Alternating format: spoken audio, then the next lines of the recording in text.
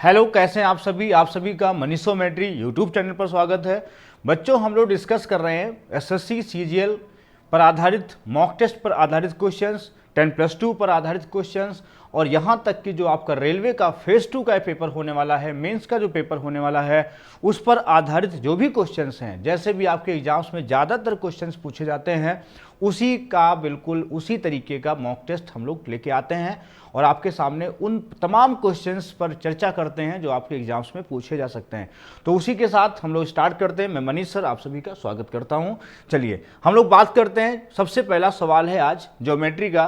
तो ज्योमेट्री में क्वेश्चन कौन कौन से आजकल ज़्यादा पूछ रहा है मैं उस पर डिस्कस करूंगा। तो देखो ध्यान से, अगर हम ट्रेंगल की बात करें, अगर हम लोग ट्रेंगल की बात करें, ट्रेंगल मतलब त्रिभुज की बात करें, तो त्रिभुज पर कौन कौन सी थ्योरम्स तुम्हें आनी चाहिए जो इंपॉर्टेंट हैं। देखो पहला तुम्हें क्या आना चाहिए, पहला आना चाहिए एंगल बाइसेक्टर। इस पे बहुत क्वेश्चन पूछता है। एंगल बाइसेक्टर बिल्कुल पढ़ के जाइएगा, इसको बिल्कुल मत छोड़िएगा। एसएससी सीजीएल के सभी सेट में यहाँ से क्वेश्चन पूछ रहा है और यहाँ तक सीडीएस में जो भी क्वेश्चंस पूछे गए वो भी यहीं से पूछे गए और बहुत सिंपल होता है। देखो एंगल बाइसेक्टर जो थ्योरम होती है बहुत ध्यान से समझना ये क्या होती है, इसका रिवीजन कर लो। यहाँ से जरूर सवाल पूछता है। मान लो एंगल को जब बाइसेक्ट करता है, जब भी एंगल बाइसेक्ट होता है तो सामने वाली भुजा, मान लो ये सी है ये बी है, तो सामने वाली भुजा उसी रेशियो में बढ़ जाती है जिस रेशियो में अन्य भुजाएं होती हैं।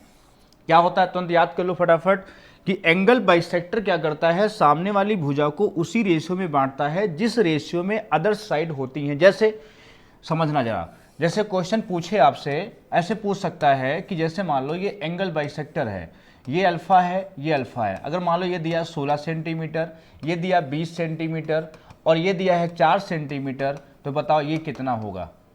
आपसे सीडी पूछ लिया, क्या पूछ लिया, सीडी। ऐसे क्वेश्चन पूछ रहा है आजकल खूब ज़्यादा। सीडीएस में तो ऐसे पूछा है, इस बार का सीडीएस का पेपर था उठा के देखो बिल्कुल ऐसे क्वेश्चन पूछा गया है। क्या है बताओ, तो 16, अब मतलब 16 जो है 16 की वैल्यू 4 है, 16 की वैल्यू क्या है 4 है। अगर 16 या 16 और 20 में क्या रेशियो बनेगा, 16-20 में क्या रेशियो बनेगा, ऐसे करना है तो 16-20 में रेशियो बनेगा 4 चौको 16 4 पंचे 20। अगर 4 है तो ये कितना होगा, ये 5 हो जाएगी। कैसे, ऐसे समझ सकते हो, 16 का मान अगर 4 है तो 20 का मान कितना होगा, तो 4 से काटा 4 तो ये हो गया 5। समझ गए, ये होता है एंगल बाइसेक्टर। इस पर क्वेश्चन बहुत पूछ रहा है। ठीक, जैसे दूसरा पॉइंट क्या हो सकता है, देखो ध्यान से समझना।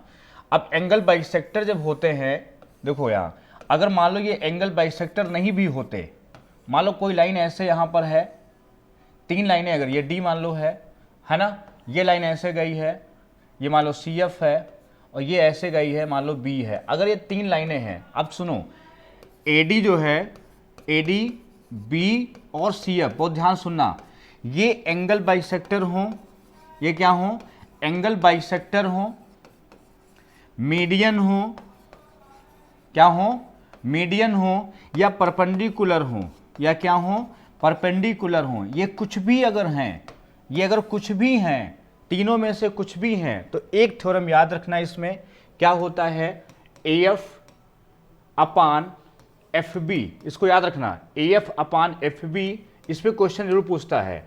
B D upon C D into C upon A is equal to होता है 1।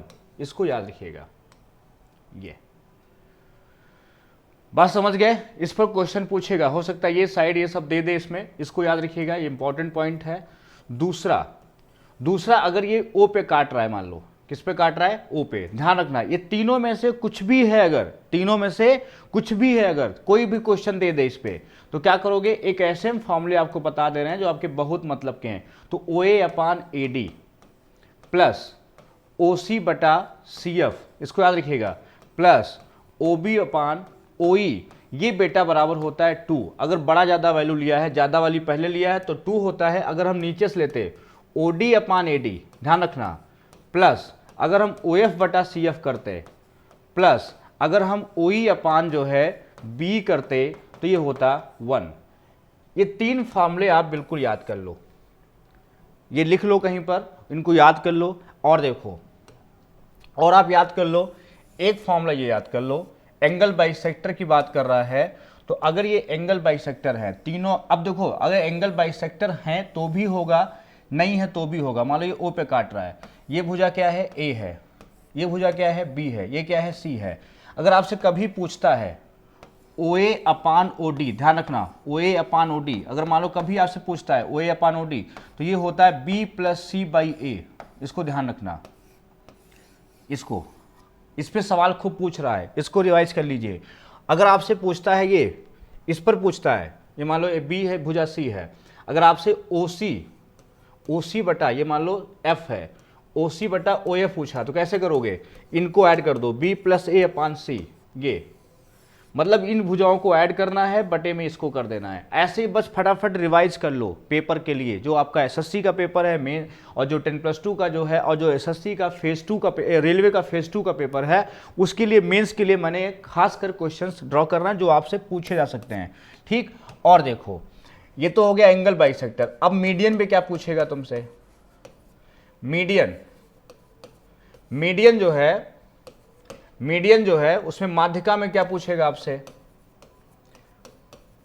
इसमें जो माध्यिका में पूछता है, देखो इधर, तो इसमें जैसे मान लो ये कोई लाइन है, इसको याद कर लो, फॉर्मूला याद कर लो। अगर ये एडी जो है माध्यिका है, मीडियन है, ये बाइसेक्ट कर रही है अगर इस भुजा को, तो इसका फॉर्मूला होता है ए बी स्क्वायर, इसको याद कर लो फटाफट, ए सी स्क्वायर, इस पर सवाल जरूर पूछ रहा है, बराबर 2 इंटू ए डी स्क्वायर, और प्लस कोई भी ले लो, बी डी स्क्वायर भी ले सकते हो, और यहाँ पर सी डी स्क्वायर भी ले सकते हो, और बी सी स्क्वायर बाई 2 भी ले सकते हो। मतलब बराबर दोनों ना, यहाँ बी डी लो चाहे सी डी लो। मतलब कोई भी अगर मीडियन की बात करता है, तो मीडियन में माध्यिका का मतलब होता है ये। अगर 3 माध्यिकाएं हैं, देखो ध्यान से, अगर तीन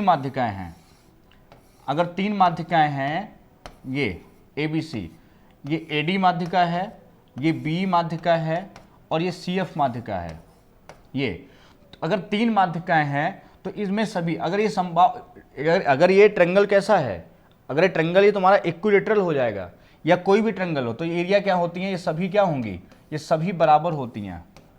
सभी क्या होती हैं, सभी एरिया बराबर होती हैं। इस पर थोड़ा समझो, देखो बहुत ध्यान समझना। जैसे ये त्रिभुज है, जैसे ये ए बी सी है, अगर हमने इसको, ये बी डी माध्यिका है, ये सब मीडियन है, ध्यान रखना। अगर ये मीडियन है, ये बाइसेक्ट है, और ये मीडियन है। अब बहुत ध्यान समझना, अगर इसमें जो है इन सभी का एरिया क्या होगा, सभी का एरिया बराबर होगा। सभी का एरिया क्या होगा, सभी का एरिया आपस में बराबर होगा। अगर मान लो डी, ये ई है, अगर ये एफ है, इसको अगर हमने मिलाया, ये ट्रायंगल की अगर हम बात करें इसकी, तो इसका जो एरिया होगा, इस वाले का एरिया, त्रिभुज अगर ओ है, अगर त्रिभुज ओ ई एफ का एरिया की बात करेगा, अगर इसकी एरिया की बात करेगा, तो पूरे का 1/12 होता है ट्रायंगल एबीसी। बहुत ज़्यादा पूछ रहा है, इसको लगा लो आप फटाफट। सभी एग्जाम, जितने रेलवे के एग्जाम्स होने वाले हैं, ये आपसे पूछेगा, ठीक। अब देखो, अगर आपसे ये पूछता है, चतुर्भुज कह देता है ओ ई ए एफ बताओ, ओ ई ए एफ बताओ, तो देखो 2 हिस्से हैं ना, कितने हिस्से हैं, 2 हिस्से हैं, किसमें से, 6 में से, कितना एरिया हुआ, 1/3 ट्रायंगल एबीसी का एरिया, ट्रायंगल एबीसी का एरिया। इसको याद कर लो फटाफट, ये आपके एग्जाम्स के लिए बहुत इंपॉर्टेंट है ना। अब देखो, जैसे मान लो, ध्यान समझना, अब कंडीशन क्या क्या तुम्हें पढ़नी है। कंडीशन ये पढ़नी है, अगर मान लो ये त्रिभुज है एबीसी, इसमें कोई मीडियंस ऐसे ऐसे जाके आपस में परपेंडिकुलर हो जाए, किस पर, 90 पर। अगर मीडियंस 90 पर काट रही हैं, तो ध्यान समझना, तो A B square plus A C square is equal to 5BC square होता है। अब प्रूफ नहीं कराएंगे, इसमें फटाफट आप इसको याद कर लो। ये दूसरा पॉइंट, अगर मान लो यही राइट एंगल होता, यही क्या होता, अगर ये राइट एंगल होता, अगर ये 90 डिग्री है, अगर ये मीडियंस है, ये AX होती और यहाँ CY होती ऐसे, तो इसमें होता है AX square plus CY square, इसका 4 गुना इसके 5AC के बराबर होता है। इसको याद कर लो, मान रखना फटा। इसमें तीसरा होता है कंडीशन, अगर इसी राइट एंगल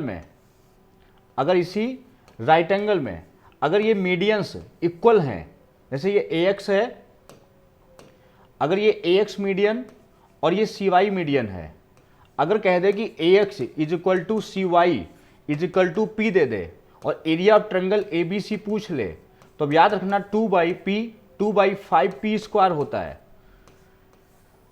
2/5 पी स्क्वायर होता है। इसको जबरदस्त आप इसको याद कर लो, है ना।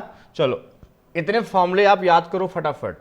और क्या आपको पता होना चाहिए, अगर मान लो ये ट्रायंगल है, त्रिभुज है, अगर इसमें मीडियंस हैं, ये एडी है, ये सीएफ है और ये क्या है, बी है। मान लो अगर आपसे कोई साइड दे दे, एडी दे दे मान लो 9, बी मान लो दे दे 12, सीएफ दे दे मान लो 15, आपसे ट्रायंगल एबीसी का एरिया पूछ ले, ट्रायंगल एबीसी का एरिया पूछ ले, बिल्कुल मत डरना।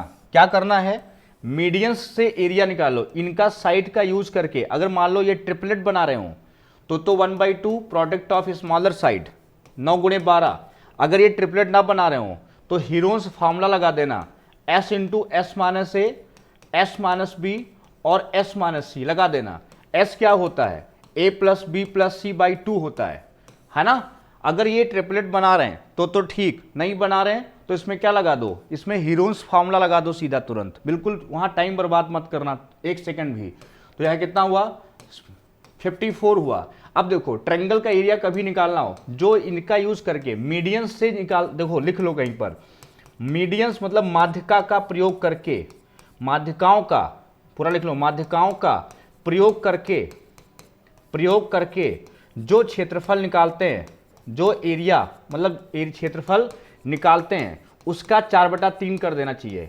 जो निकालते हैं उसका कितना कर दें, उसका 4/3 कर दें तो त्रिभुज का एरिया निकल आता है। तो 4/3 कर दो, इसका सबसे आसान शॉर्टकट है ये 72, इससे आसान नहीं संभव है। इसलिए फटाफट वो चीज़ें पढ़ लो जो एग्जाम के लिए बहुत इंपॉर्टेंट हैं। कैसे, तीनों मीडियंस दी होंगी, उनका यूज करके एरिया निकाल लो कैसे भी। अगर ट्रिपलेट बन रहा है ठीक, नहीं तो हीरोन से निकाल लो और क्या कर दो, उसका 4/3 कर दो, सीधे उस ट्रायंगल का एरिया निकल आएगा।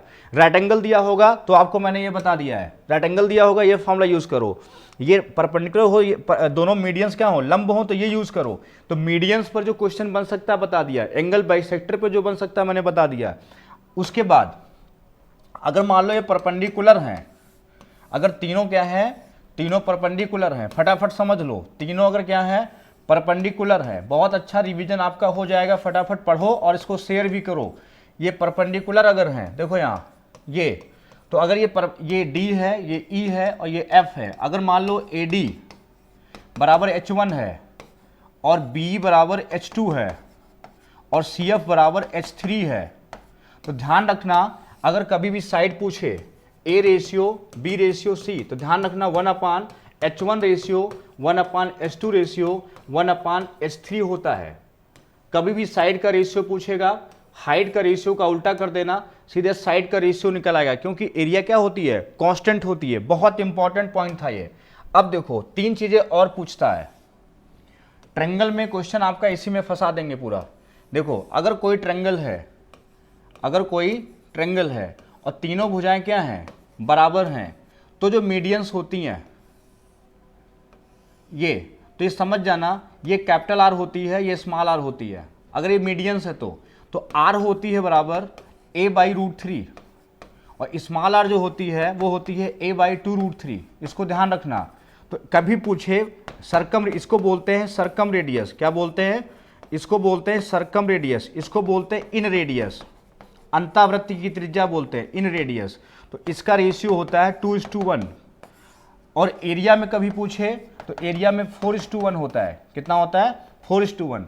अब देखो अगर मान लो ये एंगल बाइसेक्टर कर दिया जाए, अब देखो अलग अलग काम करेंगे, अभी साइड पे काम कर रहे थे, अब हम एंगल पे काम करेंगे। किस पे काम करेंगे, अब हम एंगल पे काम करेंगे। अगर हमने एंगल को बाइसेक्ट किया, मतलब एंगल बाइसेक्टर हैं, क्या है, तो इसको इन सेंटर बोलते हैं। क्या बोलते हैं इसको इन सेंटर बोलते हैं। इसे क्या बोलते हैं बेटा, इसे इन सेंटर बोलते हैं। बोलते रहो साथ में फटाफट, इसे क्या बोलते हैं, इसे इन सेंटर बोलते हैं। अब देखो इन सेंटर के बीच में कभी एंगल निकालना है तो ये 90 प्लस, ध्यान रखना a/2 पीछे का आधा होता है। इसका क्या होता है, अगर ये मान लो दिया होता 60 डिग्री तो यहाँ होता है 120, ये दिया होता 50 डिग्री तो 90 में 25 ऐड कर देते, तो हो जाता तुम्हारा 112 115 डिग्री, मतलब जितना एंगल दिया होगा उसका आधा करके 90 में ऐड कर देंगे। ध्यान रखना इस चीज को।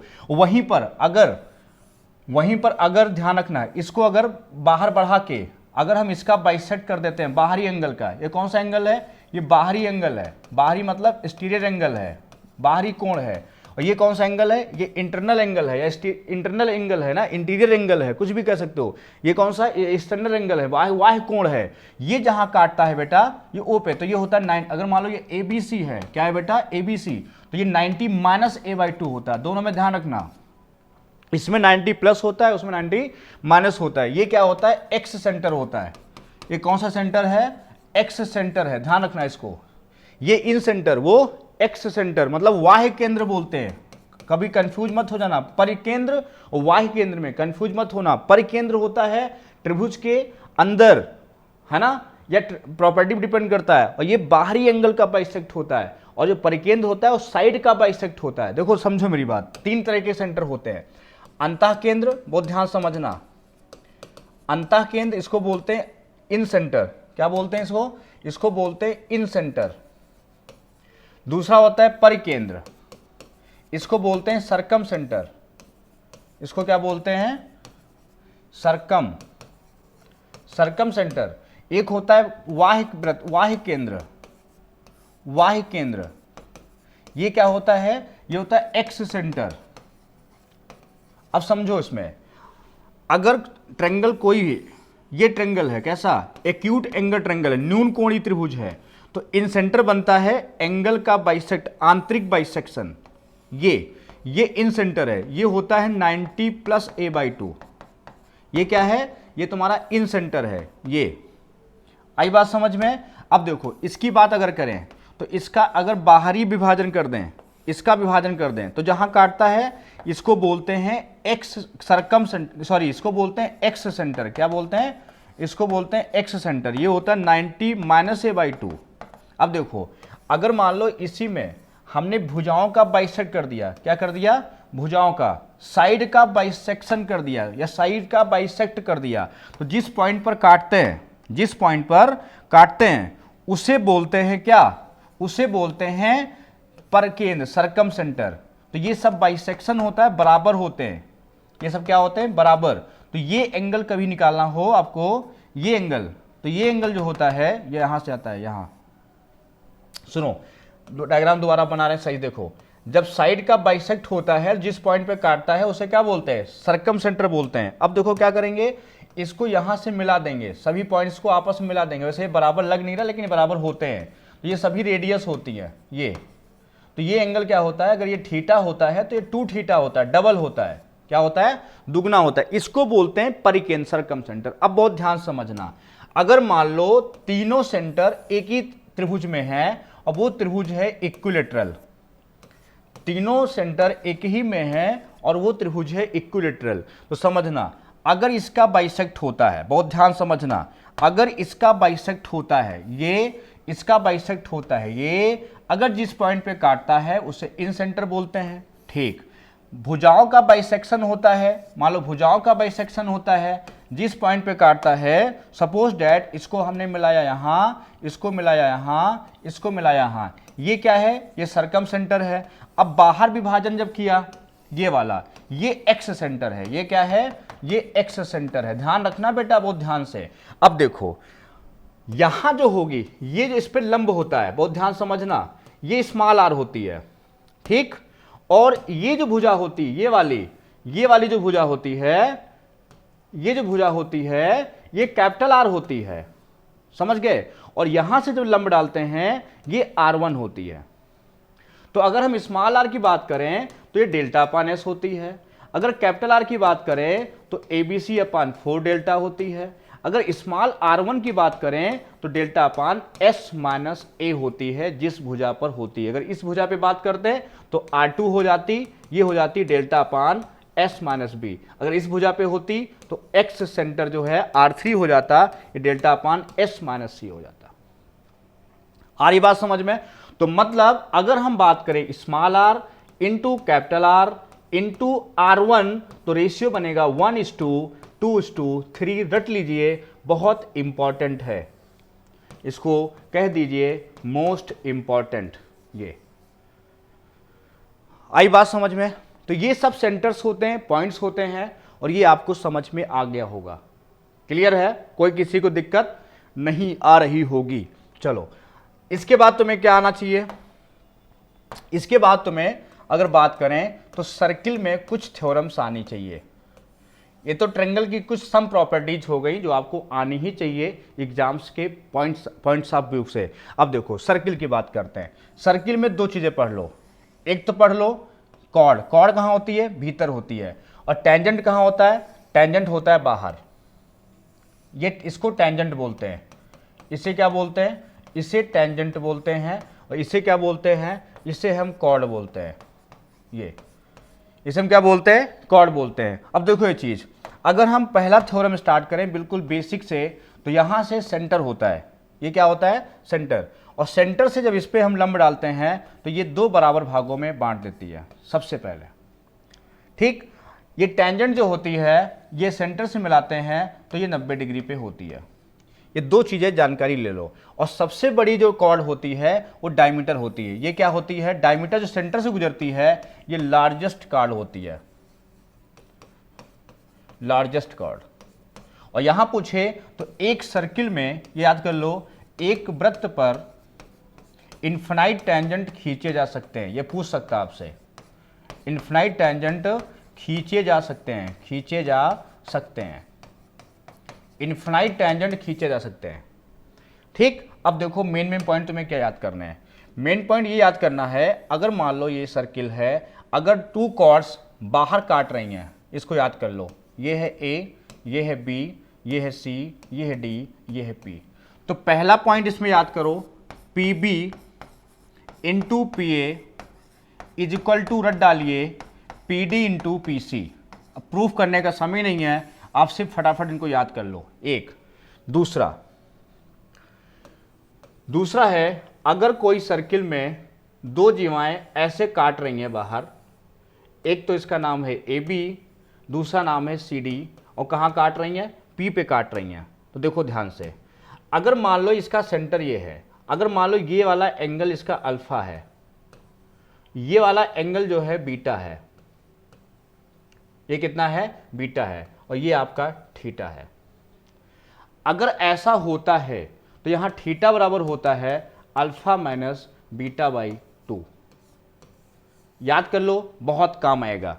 यहीं पर अगर मान लो, यहीं पर अगर दो जीवाएं एक दूसरे को अंदर ही काट रही होती, बहुत ध्यान समझना, अगर दो जीवाएं अंदर ही काट रही होती और ये इसका सेंटर होता है, इसका नाम होता है ए बी, इसका नाम होता है सी डी, तो अगर हम कहते ये वाला एंगल कितना है, अगर ये वाला एंगल थीटा है और ये वाला एंगल अगर यहाँ से ये अल्फा है, ये, और जहाँ जीवाएं काट रही हैं ये वाला एंगल अगर थीटा है, जैसे यहाँ काट रही थी दो तो थीटा था, वैसे यहाँ अंदर काट रही हैं तो ये वाला एंगल थीटा हो, मतलब एंगल डी, इसको मान लो पी पे काट रही हैं, डी पी बी कहता है थीटा है, तो थीटा बराबर होगा अल्फा प्लस, अच्छा ये बीटा कर लो, यहाँ पे कितना कर लो, इसको बीटा ले लो, तो अल्फा प्लस बीटा बाई 2।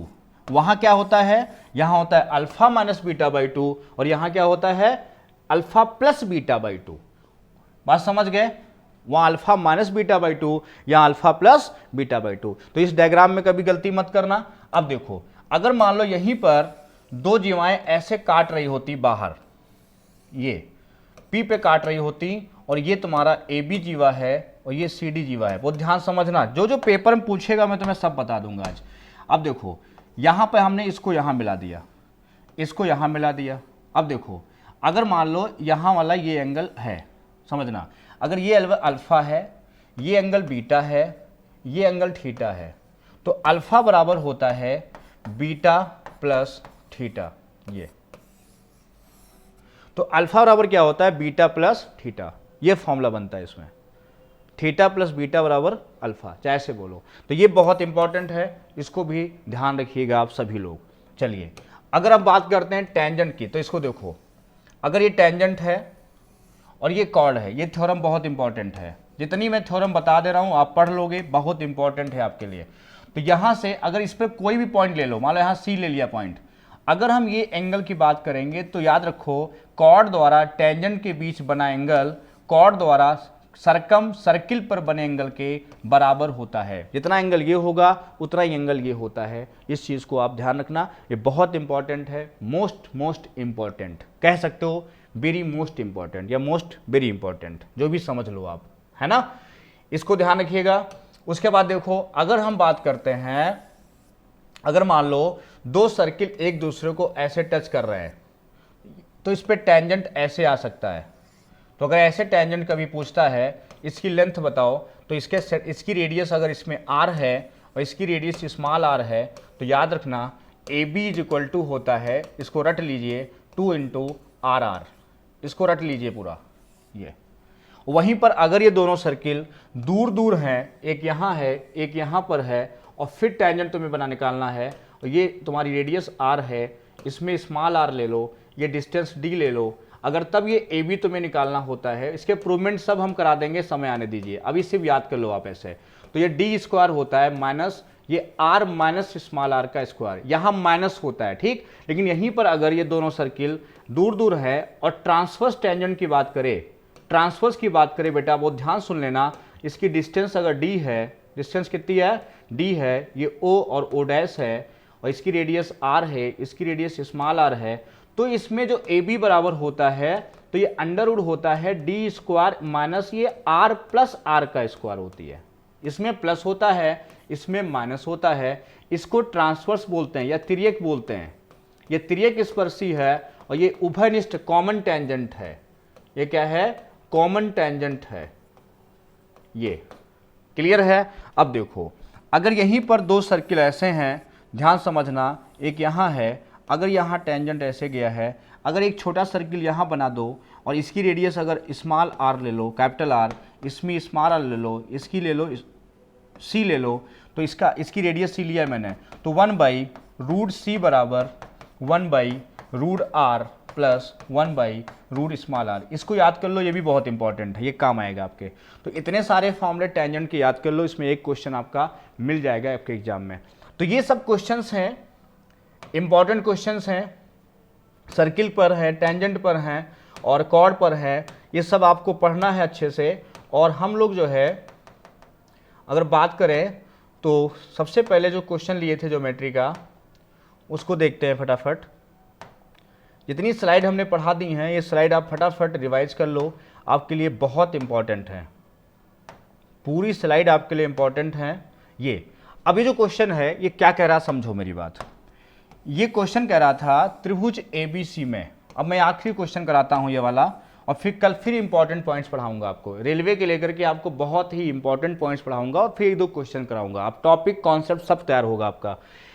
तो कहता है त्रिभुज ABC में ये तुम्हारा AD है, इस पर ये पॉइंट G है, तो AG रेशियो GD बराबर BD रेशियो CD, और AC 38 है। तो ये कहते ना BG जो है इसको E पर काटता है, इसको लिख लो यहाँ पर कि जो है EAC पर है, E कहाँ है, या BG जो है बढ़ाने पर कहाँ काटता है, ये लिखना पड़ेगा, सवाल थोड़ा कम है, इसको लिख दो कि BG को बढ़ाने पर